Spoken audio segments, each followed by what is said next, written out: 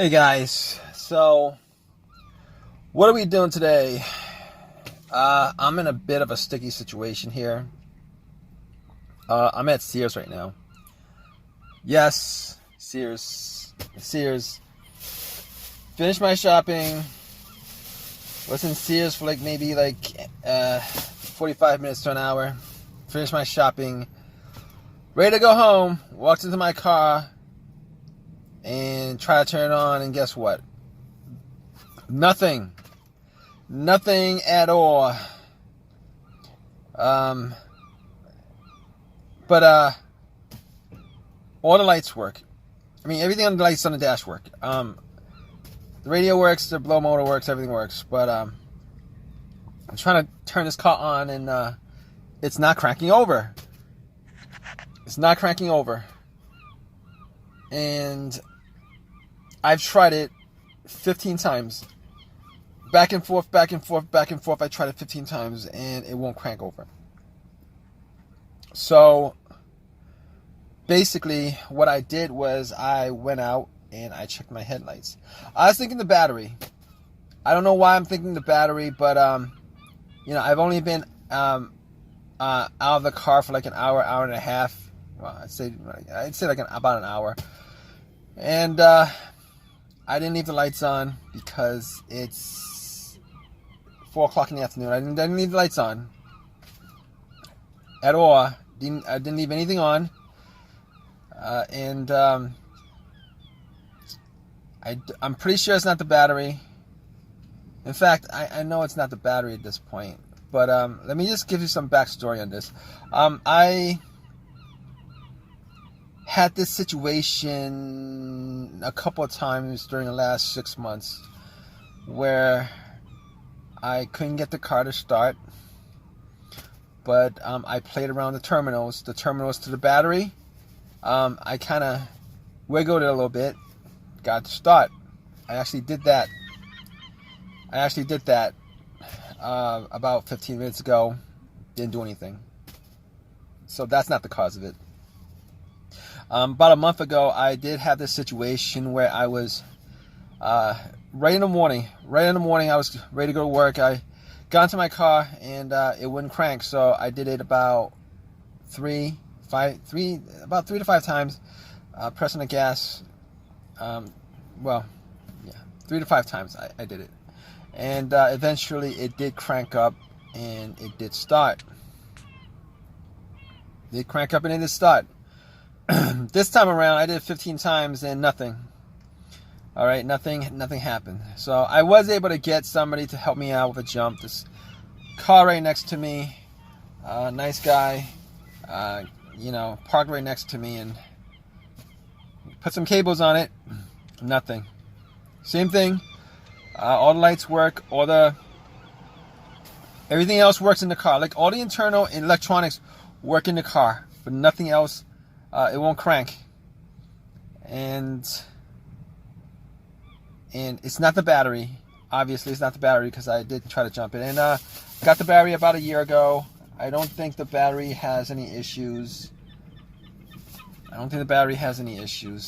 Because if once you put cables to it, it should work.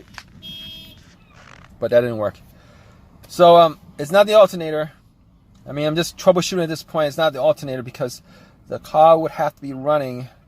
It would have to be running, and then die out and then not start for that to be the alternator. And then you put cables on it, and then after you put cables on it, take it off. The car would die afterwards. So I've been through these kind of situations before.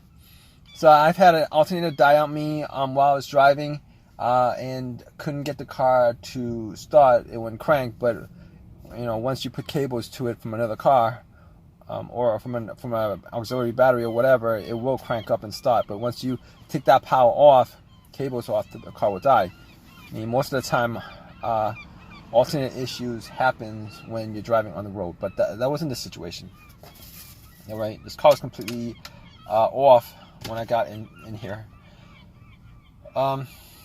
So basically, what I'm left with is either some kind of electronic issue or maybe the starter that's causing it not to work. So, but I mean, it could be a fuse. Could be a fuse. It could be the relay, but I don't think it's the relay. Reason why I don't think it's the relay is the reason why I don't think is the relay is because I do hear a click. I mean, I hear a couple clicks actually. I've heard the car click. Couple clicks. I've heard the car click. Every time I try to start it, the car will click. It'll click.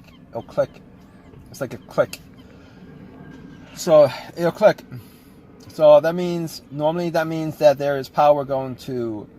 There's power going to the solenoid. There's power going to the motor, but the motor is just not running. It's just not turning. The motor's not running. The motor's not turning. It does click, so there's power going there. Okay, it's not the relay, because if it was a relay, I wouldn't hear anything. It'd be just absolutely dead when I try to turn it on. So that's not the cause of it, and I don't think it's the fuse. I've had situations where fuses were blown, and it had issues. I had issues starting the car because of it. But it's not that either, and I know it's not because, well, fuses and cars not starting. There's most of the time there's normally two ways you can figure that out. One way is if the car cranks but won't start. I mean, well, if the car cranks but won't turn over, it might be the fuse. It might be the fuse, not 100% the fuse, but it could be a couple other things. But one of the fuse would be one of those issues. Or if there is no electricity at all going to the car, like you won't have any kind of lights at all. It'll be like if it was disconnected from the battery, nothing at all. So if that's the case, then it could be a fuse, a blown fuse, a main fuse or whatever, but that's not the case here, because I am getting a lot, electricity. I am getting everything works except it won't crank over. That's the problem. So my only option after this is to bump the starter, which I will do. I will bump the starter, see if I could get it to work one last time, and if it does turn over after I hit it with a crowbar, which I do have a long crowbar. I'm going to try to hit it with a long crowbar and see if it does work. That's pretty much my last option at this point, after troubleshooting all of this. Now I will say that my starter on this car, I changed it out maybe like a year and a half ago. So I changed the starter out a year and a half ago, I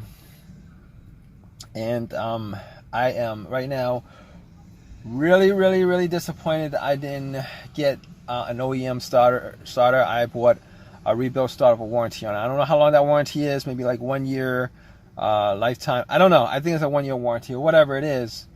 But if you guys know anything about rebuild starters, they're not 100% the most reliable things you could buy as far as the starters are concerned. Reason being is that when they rebuild these starters, they only rebuild the part that's broken.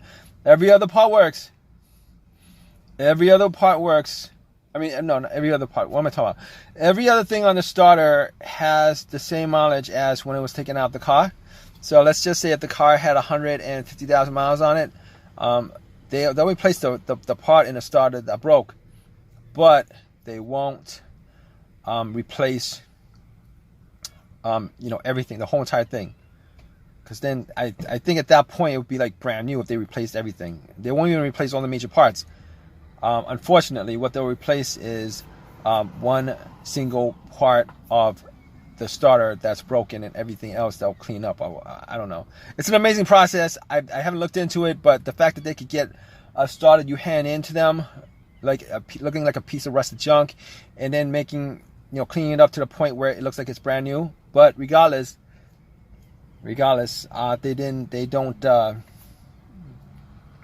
don't change out all the parts in there. So, and that's the case probably here. But I'm gonna go out. I'm gonna try to bump it.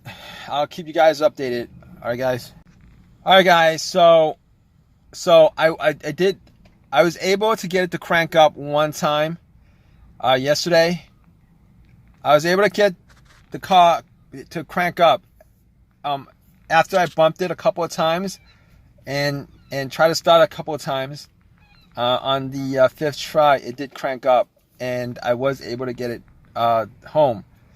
But once I turned off the car and tried to turn it on again, it wouldn't start. I would have the same symptoms after that. Though it was the starter, definitely the starter that was causing the issues.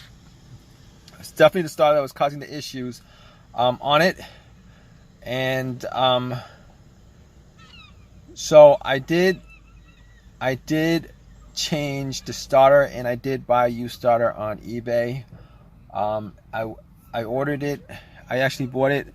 I went to a junkyard that very same day, got it, and I'm pretty sure that starter had, like, you know, it's a used starter. It's an OEM starter. I wasn't gonna get like a rebuilt starter again, knowing what I know about rebuilt starters. So I put that in. Hopefully there was like $40 or whatever, and hopefully it'll last me a lot longer than this rebuilt starter has. So I mean, that's I've had experiences with rebuilt alternator starters. They go out.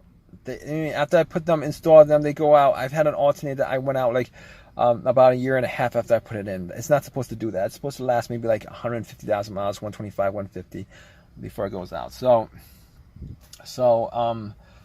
it wasn't the worst situation, but I really wish that situation didn't happen, because I lost so much time. Hours and hours. Well, I did lose 30 minutes yesterday, about 30, 40. I lost an hour yesterday, and then today I lost maybe like 2 hours putting it in. But hey, but it is what it is. Stuff happens. Back on the road again. But so if you guys have any questions, you know, comments or whatever, feel free to leave your comment in the comment section. Please give me a thumbs up. Please subscribe. All that good stuff. All right, guys, take care.